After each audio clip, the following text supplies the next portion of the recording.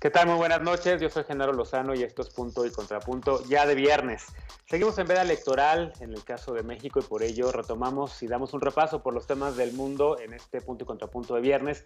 Y por ello hablaremos sobre otro proceso electoral que se realizará este domingo, en este caso en el Perú, en donde habrá una segunda vuelta electoral y en donde los peruanos decidirán si quieren a Keiko Fujimori como presidenta de ese país o si deciden darle una oportunidad a la opción opositora. Y hay quien dice que es una elección entre la extrema izquierda y la extrema derecha. Veremos qué piensa la mesa. Además, la vicepresidenta de Estados Unidos, Kamala Harris, visitará Centroamérica, Guatemala y México, además también, a partir del próximo lunes. ¿Cuáles son los temas que ocupará la atención de la vicepresidenta de Estados Unidos? ¿Cómo se encuentra Guatemala y El Salvador, sobre todo después de los sucesos que se dieron recientemente en torno a la desaparición de poderes por parte del presidente Nayib Bukele?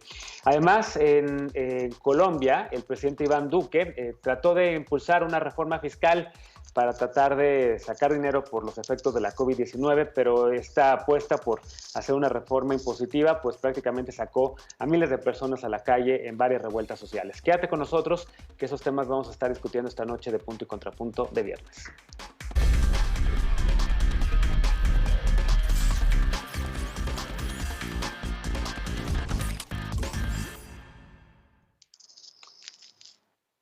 Este domingo se realizarán elecciones presidenciales en Perú. Keiko Fujimori y Pedro Castillo buscan gobernar este país con modelos totalmente opuestos. Fujimori, hija del expresidente Alberto Fujimori, exlegisladora y con imputaciones por lavado de dinero, dice representar la opción que busca preservar el sistema democrático. Por su lado, Pedro Castillo, un profesor sindicalista prácticamente desconocido en Lima, la capital peruana, representó la gran sorpresa en la primera ronda electoral que se realizó hace un mes. Él ganó el 19% de los votos, pero este triunfo encendió las alarmas en la clase política peruana, que se ha puesto la camiseta de la selección de fútbol de ese país, literal y metafóricamente, para hacer un llamado a defender la democracia del comunismo, así lo han dicho, que según ellos representa la opción de Castillo, quien respondió pidiendo no manchar la camiseta. Castillo propone crear una nueva constitución para nacionalizar el gas, renegociar contratos y tratados internacionales, así como obligar a las multinacionales a que inviertan parte de sus ganancias en Perú. En un intento por matizar la polarización en la que se ha ensartado la sociedad peruana en las últimas semanas, Castillo negó las acusaciones de comunismo, señalando que en su gobierno no habría ninguna persona vinculada con extremistas, en referencia a los supuestos vínculos que tiene con el extremismo de izquierda y también con el brazo político del grupo terrorista Sendero Luminoso. Ahí está el primer tema a discutir esta noche de viernes y tenemos una mesa de lujo de gente que sabe mucho de temas internacionales. Saludo con mucho gusto a Carlos Heredia. Él es profesor del Centro de Investigación y Docencias Económicas, el CIDE. ¿Cómo estás, querido Carlos? Bienvenido. Hola, querido Genaro, muchas gracias por la invitación. Saludo a todos los colegas del panel. Bienvenido, Carlos. Saludo también con mucho gusto a Ana Covarrubias. Ella es profesora investigadora del Centro de Estudios Internacionales del Colegio de México. ¿Cómo estás, Ana? Muy bien, gracias. Muy buenas noches, Genaro. Gracias por la invitación y buenas noches a todos los miembros de la mesa. Bienvenida. Saludo también a Pablo Collada, él es consultor para América Latina de Worldwide Initiative for Grand Market Support. ¿Cómo estás, Pablo? Hola, Genaro, muy bien, muchas gracias. Qué gusto estar por aquí conversando un rato y saludos a todas y todos por acá. Igualmente. Y saludo a Jimena Esquivel, profesora del Departamento de Estudios Internacionales de la Universidad Iberoamericana. ¿Cómo estás, Jimena? Bien, gracias, Genaro. Gracias por la invitación y también un saludo a los colegas aquí en la mesa. Bienvenida. Me quedo contigo, voy de atrás para adelante ahora. ¿Cómo ves los comicios del domingo en Perú? Hay quien dice que hay muchas similitudes, que prácticamente similitudes con México, digamos, y con otros procesos electorales por el hecho de lo que se ve cada vez más como comicios polarizados, en donde las opciones parecen ser completamente opuestas, en donde un lado llama a defender la democracia y el otro a continuar un proyecto, digamos, de gobierno. ¿Cómo ves el caso de Perú y este regreso de los Fujimori a la vida pública? Sí, tal como has dicho, es una elección o será una elección muy polarizada, es una elección muy polarizada en donde se ha utilizado mucho el discurso del miedo, ¿no? Ese miedo a que llegue un gobierno comunista y entonces se ha movido a que las élites de todo tipo, élites políticas, élites religiosas, élites económicas, defiendan y cuiden que no suceda esto, ¿no? Llama la atención, por ejemplo, la vinculación que se ha hecho de Castillo con el tema del terrorismo, sobre todo si recordamos que fue durante la época del padre de Keiko Fujimori, con Alberto Fujimori en la década de los 90, cuando se trató o se buscó, lográndolo con bastante éxito, eliminar el Sendero Luminoso. Entonces, esa relación que se ha hecho de vincular a Keiko Fujimori como una seguridad de que no va a haber un regreso del terrorismo como lo fue con todo lo que se vivió con Sendero Luminoso, también ha sido una herramienta utilizada, ¿no? Para decir, más vale tener seguridad y evitar que sucedan ese tipo de cosas. Creo que es pues una de las herramientas que se han utilizado, además de esto del comunismo, ¿no? Vincular a Castillo con el terrorismo y con esos grupos tan radicales de izquierda. Bien. Collada, ¿coincides con esta lectura? ¿Qué más ves dentro del tema de la elección peruana? Estaban, por supuesto, pues el hecho no nada más de que es la hija de un expresidente, que además está con el tema del lavado de dinero, está toda esta campaña oscura o campaña, digamos, de miedo que han hecho algunos sectores para tratar de presentar al rival como la opción del comunismo. ¿Qué ves en esos comicios? Bueno, en primer lugar, creo que son unos comicios increíblemente emocionantes por lo que está en juego, y creo que hay dos elementos que a mí me parece importante recalcar. En primer lugar, entender cuál es el contexto político en el que Perú llega hoy día a estas elecciones. Y venimos de una media docena prácticamente de expresidentes que han sufrido una serie de acusaciones y sanciones, digamos, o sea, varios de ellos han estado en la cárcel, han sido perseguidos por la fiscalía, incluso uno de ellos lo podemos recordar, Alan García, que en el momento en el que llegan a su casa a prenderlo, se suicida, ¿no? Con una serie de acusaciones por parte de la Fiscalía, asociadas a una diversidad de casos, entre ellos, obviamente, Odebrecht, y una profunda relación entre el poder económico y las coimas o los sobornos con el poder político en Perú. Y así tenemos casi toda la lista de expresidentes han tenido problemas, incluido el expresidente que sale en medio de una crisis política muy profunda, de un Congreso totalmente dividido. Entonces tenemos que una institucionalidad presidencial profundamente quebrantada, fragmentada, deslegitimada y con una falta de credibilidad en términos de esa figura. Entonces, en este momento, de pronto surge, por un lado, el viejo o vieja conocida, en este caso, Keiko Fujimori, esta es la segunda parte, en la que surge esta figura que viene de una clase política de toda la vida, con una trayectoria, con este fujimorismo a cuestas, con lo que mencionabas, una serie de acusaciones, y por otro lado, este sujeto que hace unos meses nadie conocía, un profesor rural, ¿no? Con prácticamente toda la vida de ser un profesor rural de una pequeña escuela en Puño, en un lugar por ahí, en medio de la sierra peruana, y que de pronto empieza a adquirir una relevancia política y surge como esta figura que está lejos de la clase política, que es un campesino que caminaba horas para llegar a la escuela y conecta con todo un sector de la población peruana que de pronto se ve identificada con una figura diferente a toda esta clase política que trae a cuestas Claro. una historia terrible. Ana, justo ese tema me parece interesante, ¿no? Que las campañas electorales parecen de repente seguirnos dando sorpresas en las democracias, ¿no? Que de repente un personaje como Castillo, que en efecto pues no pintaba en el panorama nacional, dio la sorpresa, y eso es una cosa positiva, pero también algunos dirían negativa de las democracias, ¿no?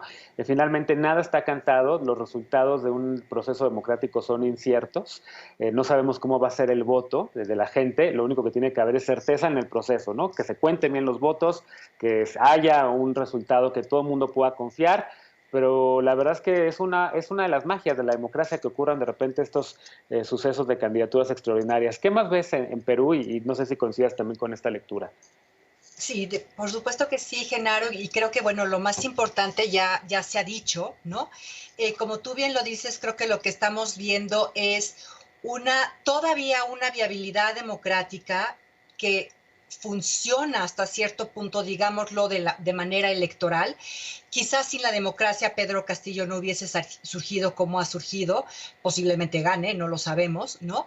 Pero yo lo que vería también es un poquito, digamos, por un lado con una perspectiva histórica y con el otro viendo un poquito hacia adelante, ¿no? Keiko Fujimori se dice la defensora de la democracia, pero ciertamente si uno ve los gobiernos de derecha en América Latina últimamente, pues no podríamos afirmar en general que defienden a la democracia como tal. Se defiende una cierta institucionalidad, se defiende un presidencialismo, pero se cae en el autoritarismo. Y que Keiko Fujimori sea quien dice que va a defender la democracia no deja de ser un poco paradójico, ¿no? Teniendo en cuenta el desempeño de su padre, si hay alguien realmente como el símbolo del autoritarismo peruano en los últimos años, pues podríamos referirnos sin problema a Fujimori.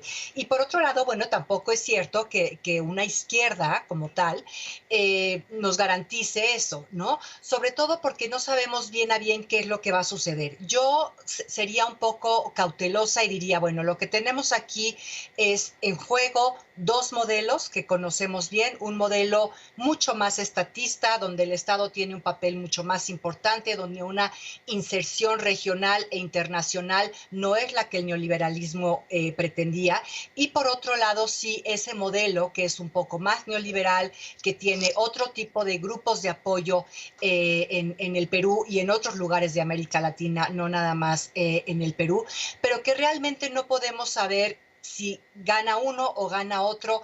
Vamos a seguir viendo esta fragilidad democrática que estamos viendo ahora. Entonces, yo, digamos, un poco lo que pensaría es, en efecto, tenemos una elección sumamente polarizada, como en muchas partes de América Latina, no es la única. Tenemos dos modelos en juego, que son dos modelos que vienen por lo menos desde la ola rosada, ¿no? Que fue la primera gran reacción al neoliberalismo y el gran cuestionamiento a la eficacia de la democracia en América Latina. Y lo que tenemos en juego es realmente lo poco institucional y la fragilidad democrática. Entonces yo lo vería, digamos, como un ejemplo más de estos problemas de la democracia más generales en América Latina. Como uno de los problemas de la democracia más generales en América Latina. ¿Coincides, Carlos, con esta lectura? ¿Qué más ves interesante en este proceso peruano? Y preguntarles, que me fue a todos, ¿importan para México estos procesos, digamos, en el mapa de si gana un gobierno de derecha, un gobierno de izquierda, un gobierno con el que se podría tener una buena relación desde la 4T con el resto del continente, del subcontinente? ¿Cómo lo ves? A ver, yo retomo lo que decía Ana, el bajo nivel de institucionalidad y la elevada fragilidad democrática. Esos son síntomas que se manifiestan por todas partes. He estado siguiendo muy de cerca el caso salvadoreño y hay casi una copia al carbón en lo que está sucediendo allá con lo que está sucediendo acá. Hay una concentración del poder en la persona del titular del Ejecutivo, del presidente de cada país, que crecientemente ha capturado nuevas parcelas de poder dentro del legislativo y dentro del poder judicial. Hay una concentración también del poder en las Fuerzas Armadas al lado del Ejecutivo. Quiero seguir pensando que es al lado y no por encima de. Hay una expectativa de la población en el sentido de decir, bueno, pues la democracia en realidad no rindió grandes frutos, a lo mejor le tenemos que apostar a un hombre fuerte, que es el que nos da dinero, que nos da dádivas, que nos da programas, en contraposición a décadas de olvido, de desdén, de desprecio, de racismo, de las élites que han gobernado nuestros países y que se olvidan de la mayoría de la población. Pero al mismo tiempo, estimado Genaro, creo que cada vez nos sirve menos este catálogo de izquierda o derecha. El gobierno mexicano, por ejemplo, tiene, y estoy citando al primer secretario de Hacienda, Carlos Ursúa, pues un paquete de medidas neoliberales en la economía, empezando por el Tratado de Libre Comercio, continuando con las transferencias en efectivo no condicionadas, como lo preconizó el padre del monetarismo en la Escuela de Chicago, Milton Friedman. Tiene medidas social conservadoras que tú has denunciado todo el tiempo, el rechazo al matrimonio del mismo sexo, la condena a quien toma preferencias sexuales diversas. Entonces es una mezcla muy compleja que no obedece a las categorías tradicionales de derecha o de izquierda. El propio Pedro Castillo, por ejemplo, en Perú, es también parte de esta corriente de pensamiento que rechaza el feminismo, que rechaza, digamos, las decisiones de la mujer sobre su propio cuerpo. Entonces es difícil encapsular o acotar a estos actores políticos en una categoría que cada vez nos resulta menos útil. Bien, a ver, se nos acaba el tiempo del bloque, ya saben que en la televisión el tiempo vuela, pero me gustaría rapidísimo preguntarles, porque sí podemos, no hay veda electoral para hablar sobre Perú, ¿qué creen que va a ocurrir el domingo? ¿A quién ven como ganadora o como ganador en esa segunda vuelta? Empiezo contigo, Carlos, y voy ahora para atrás. Mira, Pedro Castillo empezó con 22 puntos de ventaja sobre Keiko Fujimori. Ahora le han empezado a ver virtudes a Keiko todo mundo, empezando por Mario Vargas Llosa, por el empresariado peruano. En fin, creo que el aparato del poder en Perú se va a desplegar en favor de Keiko Fujimori. La élite limeña ve muy difícil que dejar pasar a Pedro Castillo. Solamente podría ganar Pedro Castillo si la votación es muy copiosa en la zona de la montaña, en el altiplano, donde él tiene una ventaja significativa, y la votación en Lima es reducida. Depende, como en muchas otras elecciones, de la tasa de concurrencia a las urnas, de cuántos van a votar en la región donde cada uno tiene ventaja para saber qué va a pasar. Bien, rapidísimo por favor, Ana, porque estamos a punto de irnos a la pausa. ¿Cómo ves el domingo? Muy breve, coincido con lo que dijo Carlos absolutamente. Yo no sé si apostaría por un ganador o no, pero no me sorprendería para nada que ganara Keiko Fujimori, porque en efecto creo que la movilización a favor de ella, un poco, ni siquiera como la defensora de la democracia, sino simplemente del statu quo, va a ser muy fuerte. Entonces seguramente veremos algún tipo de una elección muy movida, pero yo pensaría o no me sorprendería si gana Keiko Fujimori. Pablo.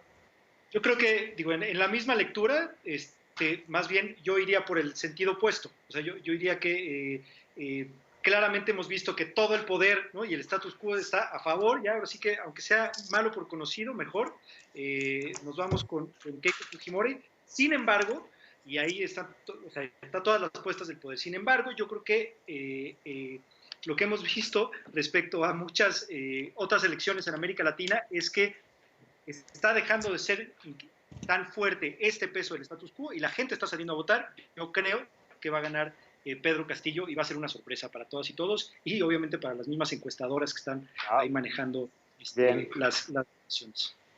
Finalmente, Jimena, tú tienes el desempate. Más bien, no puedes empatar.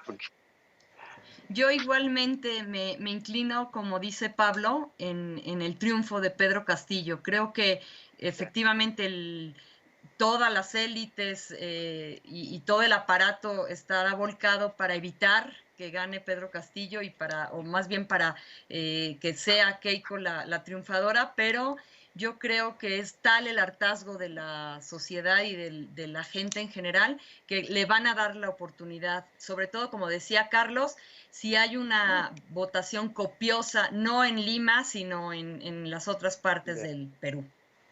Bueno, pues yo simplemente para desempatar me voy a quedar con Pablo y con Jimena, pero más en un sentido de que ojalá que ganara Castillo y no pensando, porque creo que sí van a movilizar mucho el voto anti Castillo ya en Lima. Déjenme hacer una pausa, regresando vamos a hablar de otro tema. La semana entrante, el próximo lunes, la vicepresidenta de Estados Unidos, Kamala Harris, la número 2 de Estados Unidos, visitará Guatemala y también México para establecer mecanismos que ayuden a mitigar la migración irregular, pero se va a encontrar con países que enfrentan problemas mayúsculos en materia de gobernabilidad y de democracia. Volvemos con este tema punto y contrapunto, no te vayas.